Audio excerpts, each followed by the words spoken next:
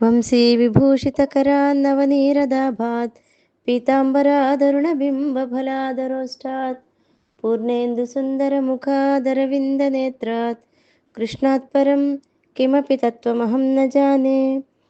సత్కారమానపూజార్థం తపోదంభేన చైవ యత్ క్రియతే తదిహ ప్రోక్తం రాజసం చలమధ్రువం. ముందర శ్లోకంలో సాత్విక తపస్సు గురించి చెప్పబడింది.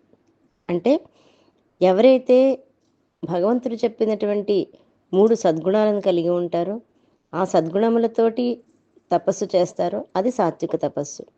ఆ సద్గుణములు ఏమిటంటే పరమశ్రద్ధతో ఉండడము, ఫలమును కోరుకోకుండా కర్మలను మాత్రమే చేయడము, నిశ్చలమైనటువంటి చిత్తము లేదా నిరంతరము భగవద్ధ్యానమునే కలిగి ఉండడము. ఇటువంటి లక్షణాలతోటి ఎవరైతే శారీరక, వాచిక, మానసిక తపస్సులను చేస్తారో అది సాత్వికము అని ముందు చెప్పబడింది. ఇప్పుడు ఈ శ్లోకంలో ఇతరుల చేత తాను సత్కరింపబడవలనని, అంటే ఇతరులందరూ నన్ను చాలా బాగా మెచ్చుకోవాలి, నేను బాగా చేశానని వాళ్ళు చెప్పుకోవాలి, నన్ను అందరూ గౌరవించాలి, నన్ను అందరూ పూజించాలి అనే డంబంతో మాత్రమే చేస్తూ ఉంటారు తపస్సు.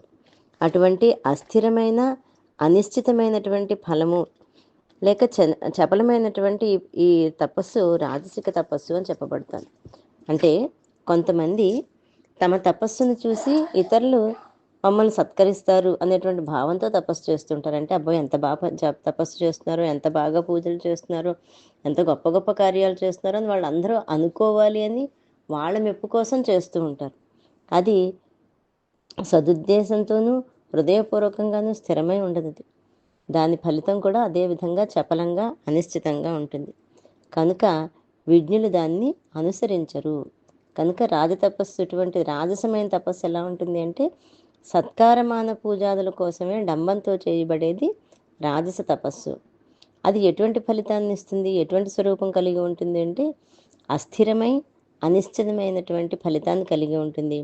చంచల అనిశ్చిత స్వరూపం కలిగి ఉంటుంది. కనుక అటువంటి రాజస తపస్సు అంత మంచిది కాదు. తర్వాత శ్లోకంలో తామసిక తపస్సు ఎలా ఉంటుందో తెలుసుకుందాం. జై గురుదత్త.